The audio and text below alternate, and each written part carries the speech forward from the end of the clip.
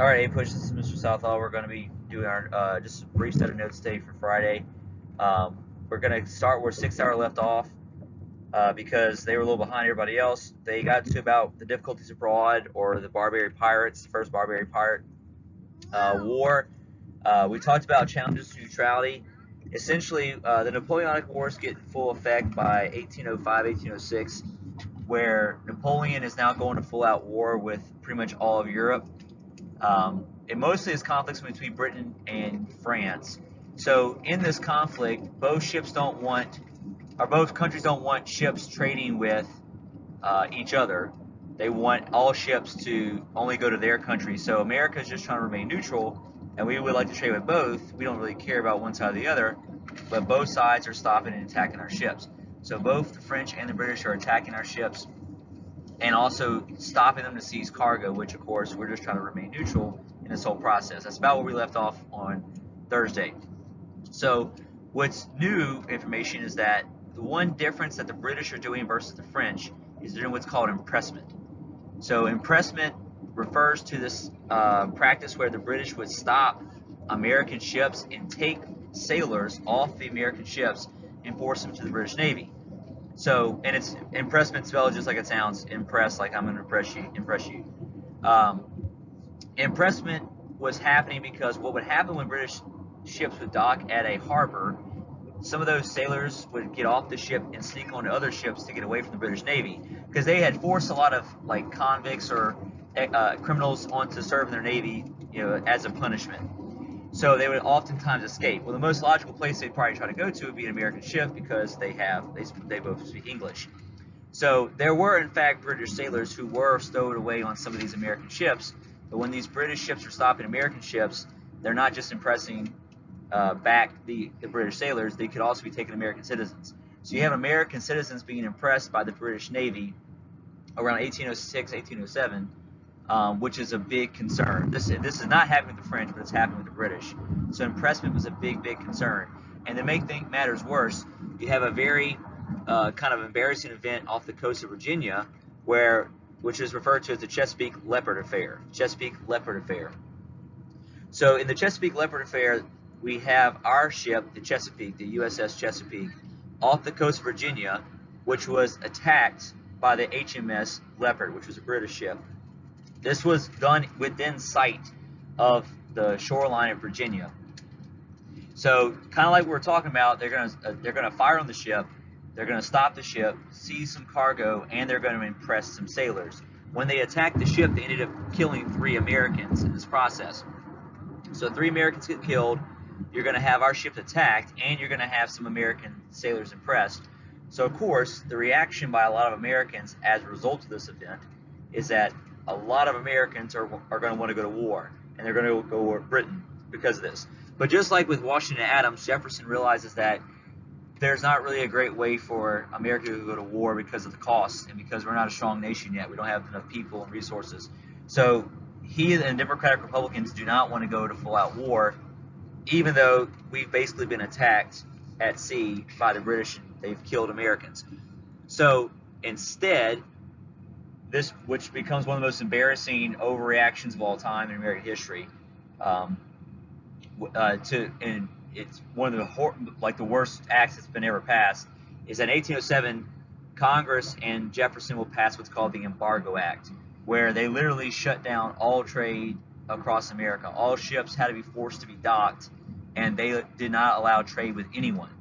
Not just Britain and France, but they said no more trade with anybody. Because the mentality behind this was that they needed us more than we need them, so we're going to try to hurt them by taking our trade away, and eventually, hopefully, it would come around and respect the neutrality. But it was a terrible decision. Even though Jefferson represents like this common man farmer from the countrysides, this is going to be a devastating blow to our economy, and really end up hurting every single region, not just the North, but every single region will be hurt by this. So the entire economy takes a massive hit as a result of this, and it goes on for 2 years. The only trading that takes place at all is really just with our neighbors like Canada or maybe parts of Latin America, but our ships had to be docked by law in the harbor. So you have these ships that are being docked in the harbor. They're just rotting and getting worse. as time progresses. So the area that had the most devastation would have been New England or the Northeast. The Northeast area with New England, like over to New York area, who make the ships, do a lot of merchants, and where a lot of merchants work, a lot of traders, shipbuilders. They're going to struggle by far the worst in the New England area. But all regions are affected by this, and it was horrendous. In fact, it was so horrendous that, and it was so embarrassing, Thomas Jefferson actually does not include the fact that he was president of the United States on his tombstone because of this. He puts on there that he's the writer of the Declaration of Independence. He was one of the founding fathers, but he does not include the fact that he was president because this was such a terrible, terrible decision. The one bright spot about the Embargo Act is that it actually did force more Americans to buy American-made goods. So all of our young manufacturing businesses or companies or shops that were developing after the Revolution get more business as a result of this. And so that's the one bright spot, is that you do see some of our young manufacturing businesses and companies get a little bit of a boost because Americans are basically forced to buy that. But other than that, the Embargo Act was terrible and tanked our economy, shut down most of our trade, and it hurt all the regions. So this will be repealed as Jefferson's leaving office in 1809, but he essentially leaves office in disgrace. And as a result, you're going to see the next president have to deal with this issue of the Napoleonic Wars. So we're still neutral, but we're still having a big time problem. And the whole thing about the Embargo Act too is that even though it hurt Britain and France, it hurt us just as bad. And so it didn't really do its objective in trying to hurt Britain and France as a result. So as soon as Jefferson leaves office, you get the new president, who that's going to be your friend James Madison, father of the Constitution. James Madison served as Thomas Jefferson's Secretary of State. As I've kind of mentioned in class, this becomes the stepping stone position for president after they change the whole second place becomes VP thing after 1800. So Madison serves as Secretary of State for Jefferson. Under him, you're going to see James Monroe serve as Secretary of State and then later become president. Under James Monroe, you're going to see John Quincy Adams, and so on. So that becomes kind of the stepping stone position going on to the presidency. So for James Madison, he's going to win as a Democratic Republican, but his party was way unpopular because of the Embargo Act. So in 1809, the Federalists actually retake control of Congress.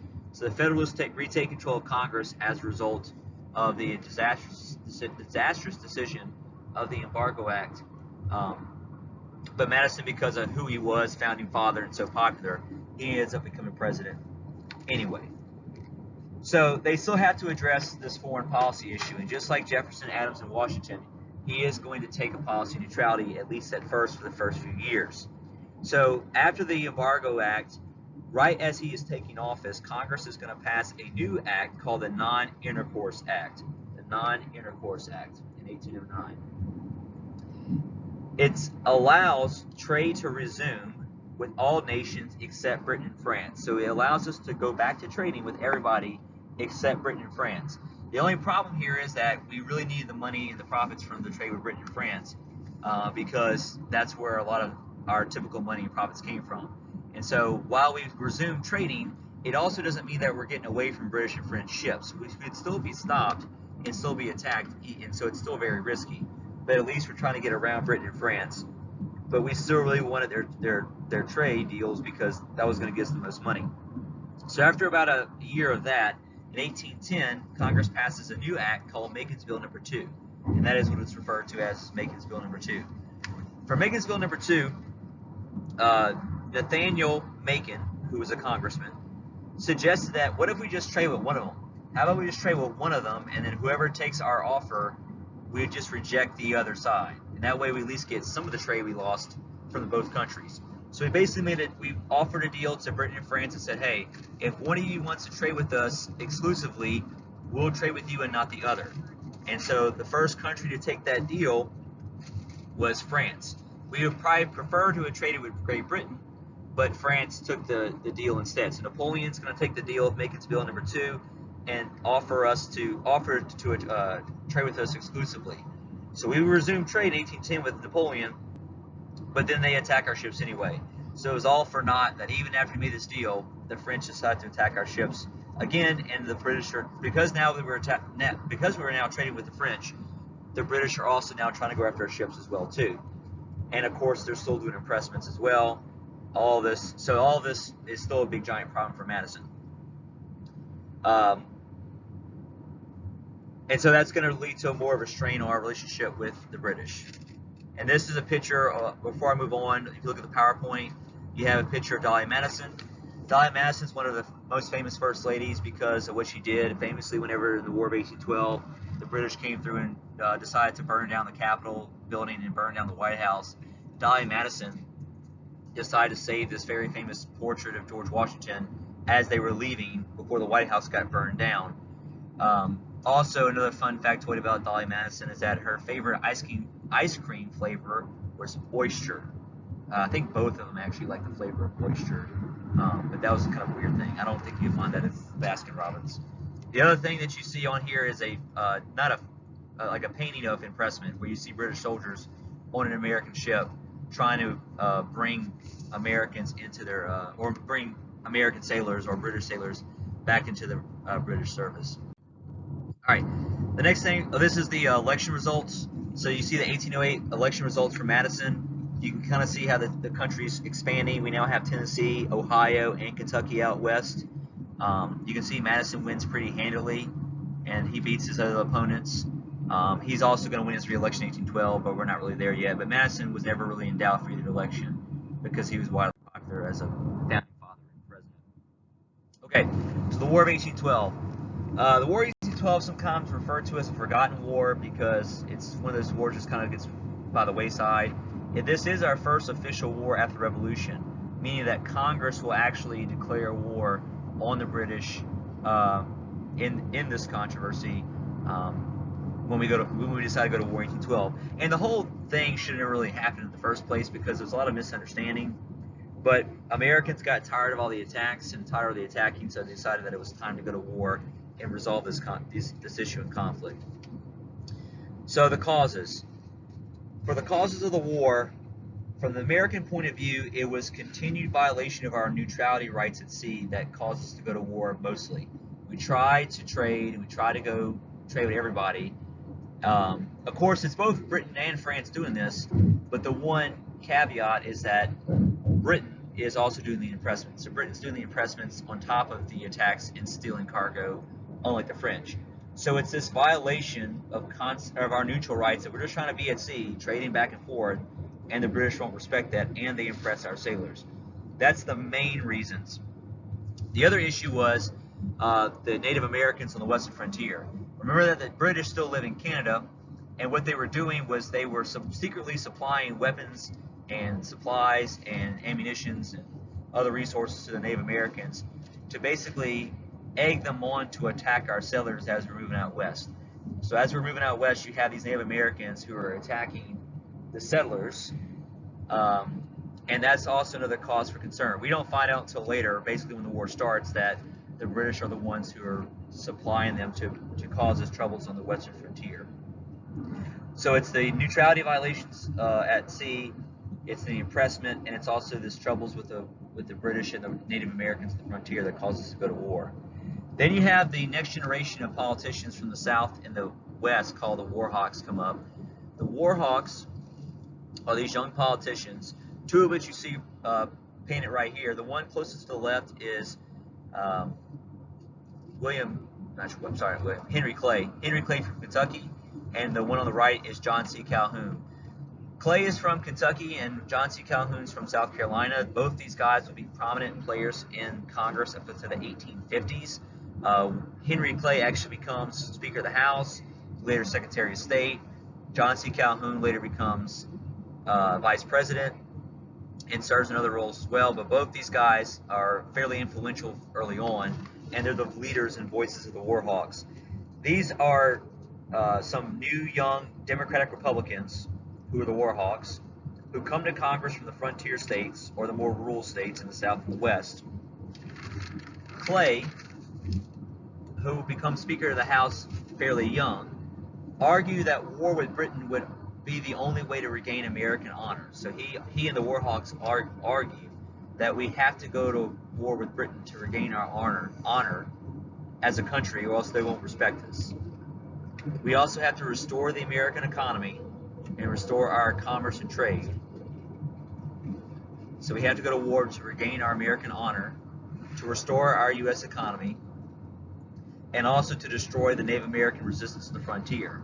That we needed to stop once and for all the British instigating Native American attacks on us on the western frontiers in our territory. So the Warhawks were calling for an invasion of Canada to punish the British and end the threat. So the Warhawks are calling for an invasion of Canada to help punish the British and end the threat against us. This was what we were trying to accomplish. This is what the Warhawks wanted. Then you have Tecumseh's War. This was kind of the pregame to the War of 1812. It's the war before the war that takes place. For Tecumseh's War, this was kind of like we talked about before with Chief Little Turtle or with Pontiac's Rebellion. This was a group of Native Americans around the Great Lakes who form a confederation and attack Americans, again with the British backing, in 1811. So this is 1 year before the war begins that you have these Native Americans coming together. These are Shawnee Native Americans, the leader of which was Tecumseh, and his brother the Prophet, both led their attacks and incited the Native American groups to go fight. So they're fighting to try to reclaim their lands in the Northwest Territory around the Great Lakes and kick out the Americans from those areas.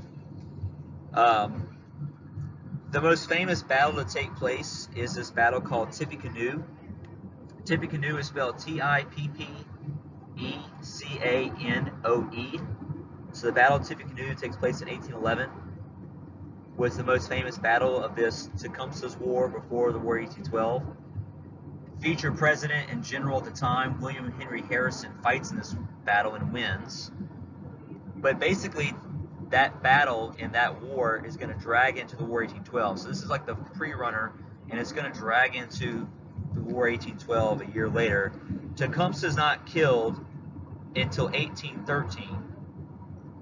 And I think I said this, but we won Tippecanoe. But the war continues on with the Native Americans. We fight until 1813 in the Great Lakes region until we defeat Tecumseh. And eventually his brother, the Prophet's also killed too. So the Americans are going to be triumphant over the Native Americans, especially once they defeat the British too in this war. And this is going to end the Native American threat in the Great Lakes area as a result. So the last thing to say that we're going to say in this video, and before we go to Monday, is going to be the Declaration of War and why it comes about. So Madison decides that enough's enough by the spring of 1812. He decides that it's time to ask Congress for a declaration of war. So he makes his speech in May of 1812, calling for Congress to go to war because of the impressments, because of the attacks at sea, and because of the frontier crisis with the Native Americans. So Congress, mostly with the support of just the Democratic Republicans, decide that war is justified and they're going to go ahead and proceed and have war. This is very much derided and very much complained about by the Federalists. They call this Mr. Madison's War, and they criticize this party basically going on their own without federal support to go to war. The Federalists do not want to go to this war. Democratic Republicans do, and they heavily criticize this. Like I said, they ended up calling it Mr. Madison's War. And so we declare war by June of 1812. Unfortunately, what we didn't know is that Britain got a new prime minister, and they decided that the conflict with America wasn't worth it. And so around at the same time we declare war, Parliament in Great Britain decides to tell their ship captains to stop attacking Americans. And so by the time that we get that message delivered to America, it's too late. We've already declared war, and we've already begun to have battles with them at sea, even though they were trying to avoid a conflict. But that's kind of this war in a nutshell. A lot of slow communication. It's, remember that it's still sail travel across the ocean, so it still takes months to have information go back and forth. But this war should have never begun in the first place, because Britain had already decided that they didn't want to attack us anymore, but we already declared war, and we had already started fighting by the time we get that message. So we're going to stop there. Again, the plan is to still get notes on Monday and Tuesday. you're going to get it through this method as well, and then the plan is to take the test on Wednesday. Don't forget to look at your Unit 2, Unit 1 and Unit 2 test on Moodle for the old test questions. Other than that, have a good homecoming and have a good weekend. I will see you on Wednesday. Thank you.